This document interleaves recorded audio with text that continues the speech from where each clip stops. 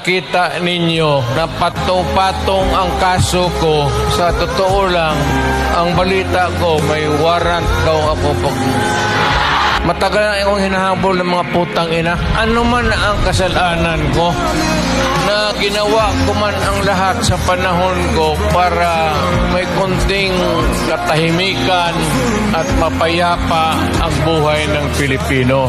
Assuming na totoo, bakit ko ginawa yan? Para sa sarili ko? Para sa pamilya ko? Para sa inyo at ang inyong mga anak sa ating bayan. Bakit? Tumahimik ba ang bayan natin kung Pilipinos?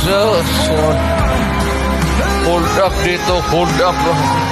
Tayo mga ayaw ng gulo, nagpipilitan tayo to confront evil because nandyan sa harap natin. Sino ba naman gustong pumatay? Putang inang yan.